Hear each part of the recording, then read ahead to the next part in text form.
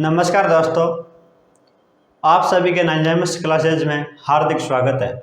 दोस्तों, कल हमने संख्याओं के प्रसारित रूप को पढ़ा था। हमने देखा कि ये संख्याओं को किस प्रकार हम प्रसारित करके उनका प्रसार कर सकते हैं और उनका मान लिख सकते हैं। आज हम भारतीय संख्या पद्धति के बारे में चर्चा करेंगे और इसके साथ ही इनके साथ लगने वाले अल्पविराम होते हैं उनके बारे में चर्चा करेंगे। इससे पहले अगर आप मेरे चैनल पर पहली बार हो तो आप मेरे चैनल को सब्सक्राइब करें और अगर यह क्लासेज आपको पसंद आती है तो इसे लाइक कीजिए और इसे अपने दोस्तों अपने साथियों के साथ शेयर कीजिए। दोस्तों, आज हम भारतीय संख्या पद्धति और अंतर्राष्ट्रीय संख्या पद्धति इन दोनों की तुलना करेंगे कि इनमें किस किस मान होता है, क्या क्या लिखा जाता है, किस मान को, इनमें क्या फर्क है, इनकी मात्रा, इनका जो मात्रक होता है उनके में क्या अंतर है, भारतीय संख्या पद्धति में किस नाम से जाना जाता है और अंतर्राष्ट्रीय संख्या पद्धति में उसे किस नाम से जाना जाता है। इन सभी अंतरों को हम एक साथ समझेंगे और हम लिखेंगे।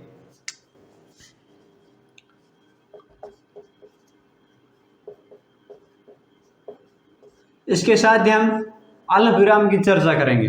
पहले हम जो अल्पविराम लगता है संख्याओं के साथ उनके बारे में हम पहले चर्चा करते हैं कि अल्पविराम होता है वो कब कब कहाँ कहाँ लगाया जाता है, कितनी संख्याओं के बाद अल्पविराम लगाया जाता है। हमारे संख्याएं इकाई, दहाई, सैकड़ा, हजार, 10,000,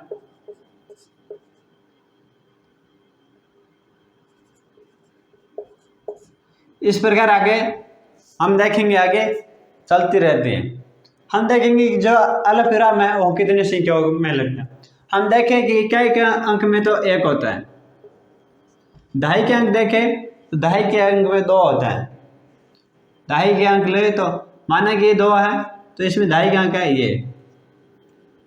सैकड़ा ले तो इसमें 3 अंकों की संख्या आ जाती है। जब 3 अंक हो गए तो उनमें सैकड़ा होगा, इकाई, दहाई और सैकड़ा। अब हम जार लेते हैं तो हम देखते हैं कि 4 अंकों की जो संख्या होगी उसमें जार होंगे। इकाई, दहाई, 3 अंक तक, 3 अंक है वहाँ तक सैकड़ा और चौथा अंक जार है। 10 जार लेंगे तो इसमें 1 अंक और बढ़ जाएगा, जैसे 5। तो यहाँ से आप दाईं साइड है उस साइड से गिनना शुरू कीजिए। पहला अंक इकाई का, दूसरा दहाई का, तीसरा सैकड़ा, चौथा जार और 5वां 10,000। इस प्रकार आगे चलते रहेंगे। अब हम बात कर रहे हैं इस अल्पविराम की कि यह कब आएगा। ये हम जब हमारी संख्या 3 अंकों की हो, इकाई, दहाई और सैकड़ा, इन 3 अंकों तक सीमित हो तो इस अल्पविराम का प्रयोग नहीं किया जाता है। जब हमारी संख्या 3 अंकों तक, इकाई, दहाई, सैकड़ा तक सीमित हो तो इस अल्पविराम का प्रयोग नहीं होता। लेकिन जब हमारी संख्या इससे आगे चली जाती है, 1000, 10,000, लाख, 10 लाख, इस प्रकार, तो हमें इस अल्पविराम का प्रयोग करना पड़ता है। तो हम देखते हैं कि कब कब कहाँ कहाँ इसका प्रयोग किया जाता है। तो हम यहाँ पर देखें तो यह उदाहरण है हमारा। यहाँ पर हमने ये उदाहरण लिया, एक और एक ये लिया। इसमें 4 संख्या थी, इसमें 5 है। इसमें 4,454, इसमें 44,545 है। तो अब हम इकाई, दहाई, सैकड़ा, जब हमारे 3 संख्या होगी वहाँ तक तो हम अल्पविराम का प्रयोग नहीं करेंगे। उसके बाद में हम अल्पविराम का प्रयोग करेंगे। पहले इकाई, दहाई और सैकड़ा, कितनी संख्या आ गई, यहाँ तक हम किसी अल्पविराम का प्रयोग नहीं करेंगे। आगे हमने देखा कि क्या आ रहा है, जार है। तो कहाँ होगा, 3 संख्याओं के बाद में हमेशा शुरुआत में 3 संख्याओं, इकाई, दहाई और सैकड़ा, इन 3 अंकों को छोड़ने के बाद में हमेशा एक अल्पविराम का प्रयोग किया जाएगा। इन 3 अंकों के बाद में हमेशा एक अल्पविराम का प्रयोग किया जाएगा। यहाँ देखें तो इकाई, दहाई, सैकड़ा, 3 अंक है, 3 अंकों के बाद में हमेशा अल्पविराम का प्रयोग किया जाए। यहाँ पर सैकड़ा से पहले कभी भी अल्पविराम का प्रयोग नहीं होगा। हमेशा यहाँ पर 3 संख्या अल्पविराम के बाद में दाईं और 3 संख्या रहेगी। इकाई, दहाई और सैकड़ा अंक है वो अल्पविराम के दाईं साइड रहेंगे। हम इससे जब बड़ी संख्या देखेंगे आगे तो हम देखेंगे और इनको अल्पविराम को साथ साथ लगाते जाएंगे और समझते जाएंगे।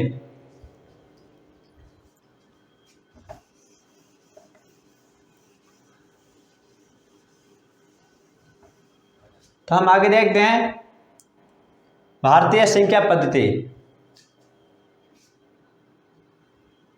हम तीनों को भारतीय संख्या एक बार ले लेते हैं, फिर हम भारतीय और अंतर्राष्ट्रीय संख्या पद्धति है उनमें भारतीय जो संख्या पद्धति के मात्रक है उसको अंतर्राष्ट्रीय स्तर पर क्या कहते हैं हम देखेंगे। यहाँ पर लिखते हैं भारतीय संख्या पद्धति।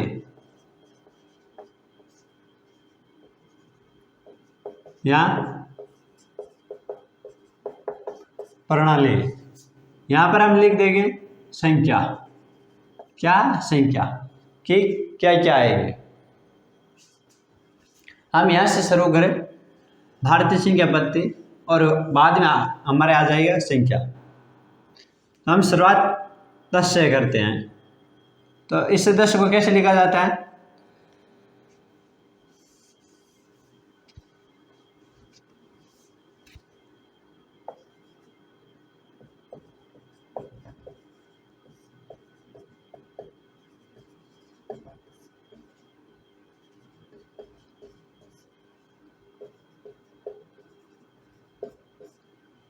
दस को कैसे लिखते हैं? 10 का मात्रक 10, सॉरी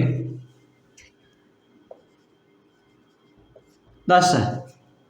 भारतीय संख्या पद्धति में 10 है। इसकी संख्या लिखते हैं तो 1 शून्य आता है 10। इसके बाद में आता है हमारा 100। जैसे जैसे हमारी संख्या बढ़ती जाएगी वैसे वैसे 1 शून्य बढ़ता जाएगा। 100 लिखेंगे तो कितना आएगा? 2 शून्य। इससे आगे आता है हजार, इकाई, दहाई, सैकड़ा और झार। झार में कितने शून्य होंगे? 1 शून्य और बढ़ जाएगा। अब हम यहाँ पर एक अल्पविराम का प्रयोग करेंगे। वो कहाँ आएगा? पहले 3 संख्या के बाद में, 1, 2 और 3 सैकड़ा के बाद में अल्पविराम। आगे हम देखें तो हजार के बाद में आता है 10,000। 10,000 10 है, हजार है। क्या आता है? 10,000। 10,000 में कितने संख्या शून्य आएगा? 1 शून्य और बढ़ जाएगा। कितने हो जाएगा? 4। कहाँ पर प्रयोग होगा? अल्पविराम 1, 2, 3 संख्या के बाद में अल्पविराम। आगे हम देखें इनको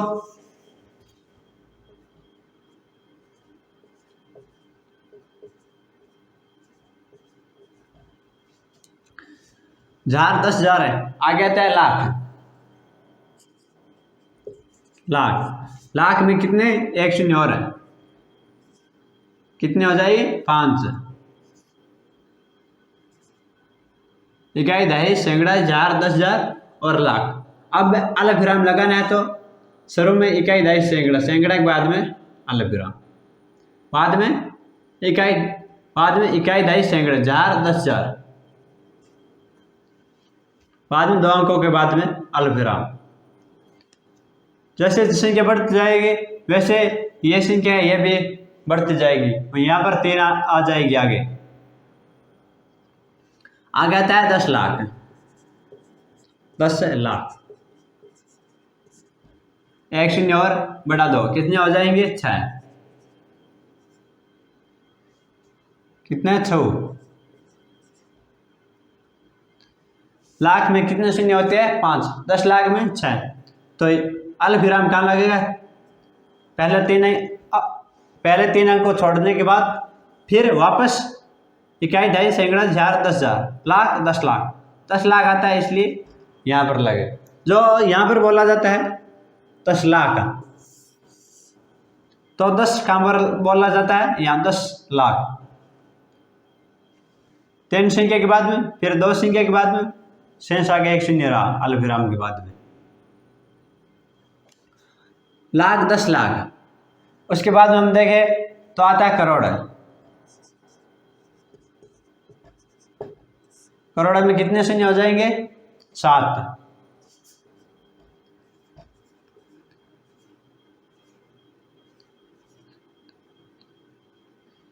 अब अल्पविराम कहाँ लगेगा, पहले 3 अंक के बाद में, फिर इकाई दशमलव सैकड़ा, हजार, 10,000, लाख, 10 लाख और करोड़। करोड़ आता है यहाँ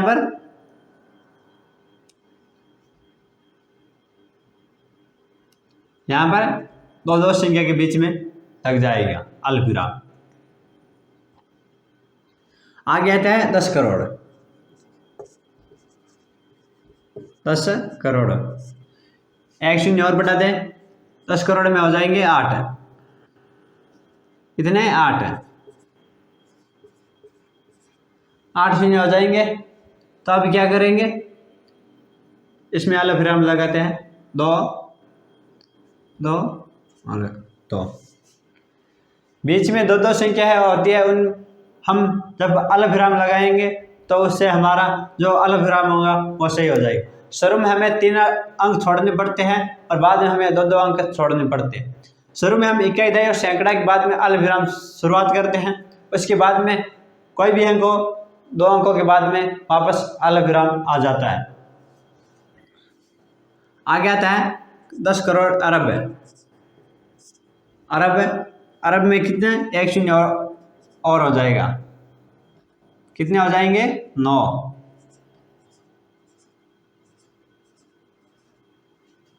कितने, 9।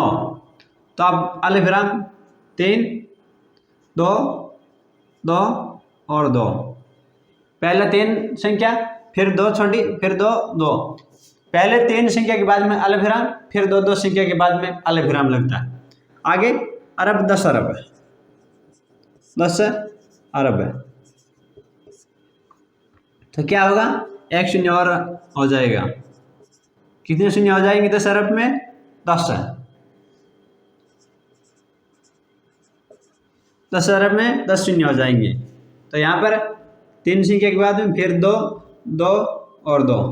जब आप पहले 3 संख्या छोड़ के फिर 2 संख्या का जोड़ा छोड़ के जब आप अल्पविराम लगाओगे तो आपका जो मान आएगा वो सही आएगा। आप देख लो, इकाई दशमलव सैकड़ा, उसके बाद में अल्पविराम, हजार, 10,000, लाख, 10 लाख, करोड़, 10 करोड़, अरब है और 10 अरब है। कितना बोला जाता है, 10 अरब है। यहाँ पर कितना है, अल्पविराम से पहले 10 अरब है।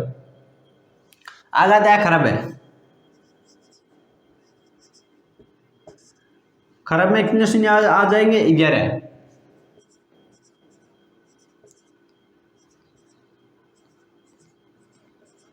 11 शून्य। खरब में कितने शून्य आते हैं, 11। हम अल्पविराम लगाते हैं, 3 2 2 2 और 2। आप बीच में 2 के जोड़े से अल्पविराम लगाओगे तो आपको अल्पविराम लगाने में किसी प्रकार की कोई गलती नहीं होगी, वरना आप बीच में लगा 3 से सकते हो, लेकिन 3 से लगाने से हो सकती है गलती भी, इसलिए आप 2 से लगाए सही रहेगा। यहाँ पर आप 3 से लगाएंगे तो आपका सही नहीं बैठे रहेगा। यहाँ पर लगा 3 से सकते हो, आप इसको यहाँ पर भी लगा सकते हो, यह हो गया और फिर ये हो गया, 3 3 3 फिर 2, इस प्रकार के आप लगा सकते हो। इनमें ये है, इनमें आप यहाँ लगाओगे तो सही नहीं रहेगा, क्योंकि बाद में आप अगला कहाँ लगाओगे। अगर यहाँ पर आपने माना कि 3 और 3 के बाद में लगा दिया तो ये अल्पविराम है, यहाँ 1 के पास आना चाहिए था। ये 3 का जोड़ा बनाओगे तो आपका सही नहीं रहेगा, इसलिए ये गलत हो जाएगा। कुछ संख्या होगी जिसमें आप 3 का जोड़ा बनाओगे तो सही हो जाएगा, कुछ होगी उनमें नहीं होगा। इसलिए 2 का जो जोड़ा बनेगा वो सब में समान रहेगा, उसमें किसी प्रकार की कोई गलती होने की संभावना नहीं रहेगी। क्योंकि 3 का बनाओगे उसमें गलती होने की जो हम अलग विराम लगाते हैं वो गलत जगह लगने की बहुत ही संभावना रहती है। क्योंकि हम और भी उदाहरण देख लेते हैं, 3 के लगाते हैं तो यहाँ पर लगाते हैं तो यहाँ पर देखो सीधा 3 के बाद में आ रहा है, कहाँ आएगा, ये यहाँ आ रहा है, यहाँ पर 10 रहा है, रहना चाहिए 1, इसलिए ये जहाँ पर 10 होगा 10 करोड़ या 10 अरब, वहाँ पर 3 का जोड़ा बनेगा तो ये सही रह जाएगा, वरना ये रह 2 का जोड़ा बनेगा तब ये अलविराम सही रहेगा। आगे हम क्या देखते हैं, 10 खरब है, 10 है खरब है, कितने शून्य आ जाएंगे, 12, 1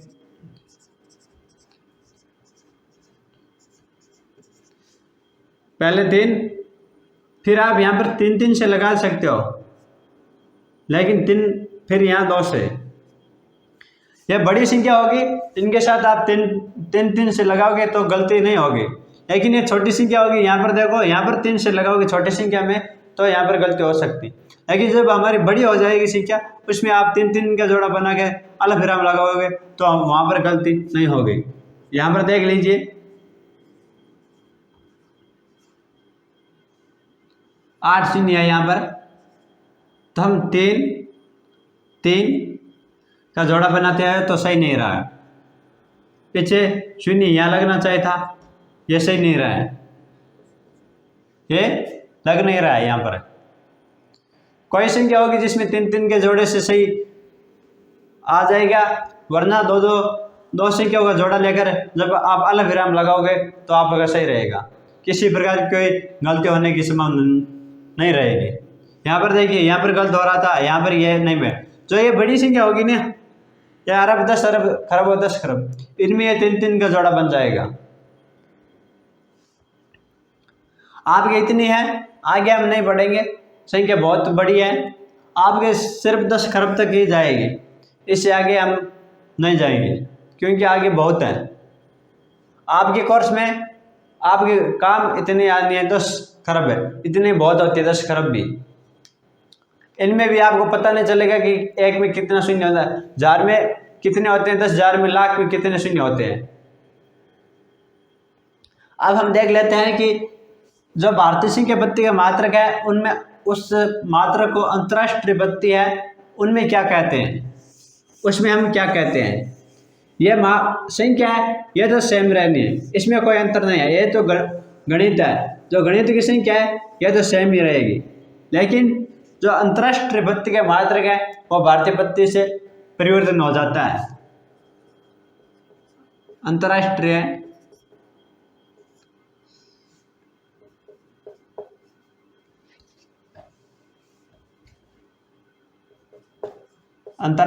पद्धति, संख्या पद्धति,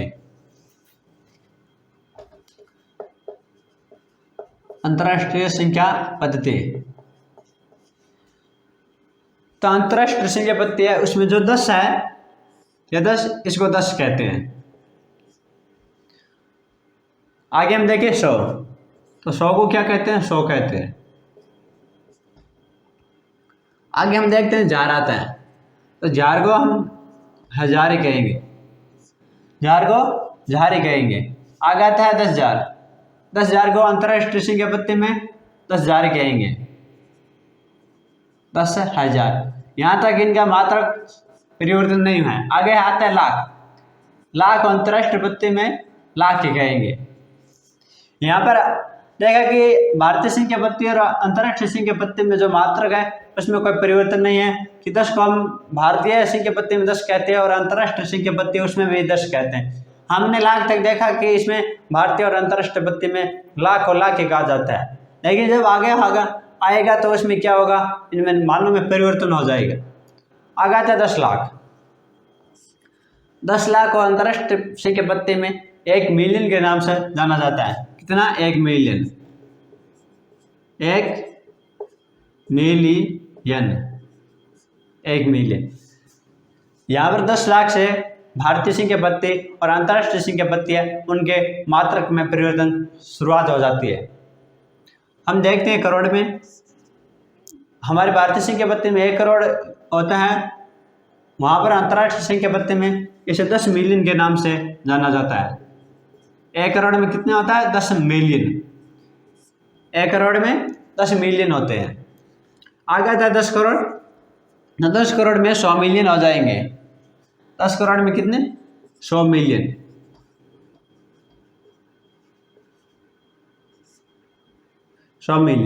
आगे आते हैं अरब है।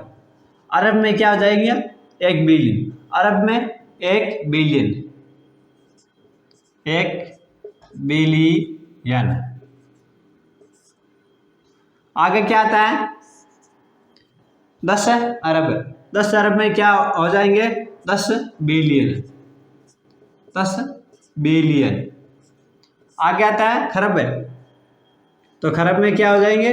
100 बिलियन, 100 बिलियन, 100 बिलियन। और आगे आता है 10 खरब है। 10 खरब में क्या हो जाएंगे? 1 ट्रिलियन, ट्रिलियन, 1 ट्रिलियन। दोस्तों भारतीय संख्या पत्ती में लाख तक और अंतर्राष्ट्रीय संख्या पत्ती है उसमें लाख तक जो मात्रक है उसमें किसी प्रकार का कोई परिवर्तन नहीं होता। लेकिन जब हम लाख से आगे जाते हैं तो भारतीय संख्या पत्ती में जहाँ पर 10 लाख है, 10 लाख आ जाता है, वहाँ अंतर्राष्ट्रीय संख्या पत्ती में उसे 1 मिलियन के नाम से जाना जाता है। वहीं पर जहाँ भारतीय संख्या पत्ती में 1 करोड़ का जाता है, वहाँ पर अंतर्राष्ट्रीय संख्या पत्ती में इसे 10 मिलियन के नाम से जाना जाता है। और आगे हम देख सकते 10 करोड़ है, उसको अंतर्राष्ट्रीय संख्या पत्ती में 100 मिलियन के नाम से जाना जाता है। आगे हम अरब देखें तो हमारे भारतीय संख्या पत्ती में 1 अरब होता है, तो अंतर्राष्ट्रीय संख्या पत्ती में उसे 1 बिलियन के नाम से जाना जाता है। आगे हम देखें 10 अरब, तो 10 अरब में अंतर्राष्ट्रीय संख्या पत्ती में इसे 10 बिलियन के नाम से जाना जाता है। आगे हम देखते हैं करोड़, तो अंतर्राष्ट्रीय संख्या पत्ती में इसे 100 बिलियन के नाम से जाना जाता है। और अंतिम आता है 10 अरब खरब है। 10 खरब है, 10 खरब है जिसे अंतर्राष्ट्रीय संख्या पत्ती में 1 ट्रिलियन के नाम से जाना जाता है। इससे आगे हम नील, शंख, इस प्रकार की संख्या होती रहती है, मात्रक है। इससे आगे नील आता है, नील के बाद में शंख आता है, इस प्रकार की मात्रक संख्या आती रहती है। लेकिन आपके काम इतनी तक आनी है, इसलिए उस नील, शंख को आपको याद रखने की जरूरत नहीं है, क्योंकि आपको इतनी संख्या का जो कि 1 लाख में कितने शून्य आएगा, 10 लाख में कितने शून्य आएगा, यही आपको बहुत ही मुश्किल से याद रहेगा। दोस्तों आज हमने भारतीय संख्या पत्ती और अंतर्राष्ट्रीय संख्या पत्ती, इसके साथ ही हम अल्पविराम के बारे में चर्चा की थी। अगर आपको कहीं भी इनको समझने में कहीं भी आपको कन्फ्यूजन हो तो आप मुझे कमेंट बॉक्स में कमेंट कीजिए और आप पूछ सकते हैं। दोस्तों आज के हमारे क्लासेज हम यहीं पर समाप्त करते हैं। कल हम फिर हमारे पर्सनल नंबर 1.1 है, उनके साथ हम फिर नई शुरुआत करेंगे। कल हम पर्सनल नंबर 1.1 पढ़ेंगे, उनमें शुरुआत यहीं से करेंगे, क्योंकि पहला प्रश्न है जो इनमें से पूछा गया है, सिर्फ इनमें से जो ये दिया गया है ना, सिर्फ इनमें से पूछा गया है कि 1 लाख है, 1 लाख, उसमें 1 लाख है, उसमें 10 लाख होते हैं, 10,000 होते हैं, वो कितनी बार होते हैं? माना कि 1 लाख है, 1 लाख में 10,000 होते हैं, वो कितनी बार 10,000 हम मिलाएंगे तो उससे 1 लाख बन जाएगा, कि 10 लाख को 10 बार हम मिलाएंगे तो 1 लाख हो जाएगा। इस प्रकार के आपके कल पर्सनल नंबर 1.1 में क्वेश्चन है, कल हम चर्चा करेंगे उन पर। दोस्तों अगर आपको ये वीडियो पसंद आया तो आप इसे लाइक कीजिए, अपने दोस्त अपने साथियों के साथ शेयर कीजिए और इस चैनल को सब्सक्राइब कीजिए और बेल आइकन को प्रेस कीजिए ताकि आपको आने वाली हर क्लासेज की वीडियो मिल सके। तो दोस्तों आज का दिन आपके लिए शुभ हो।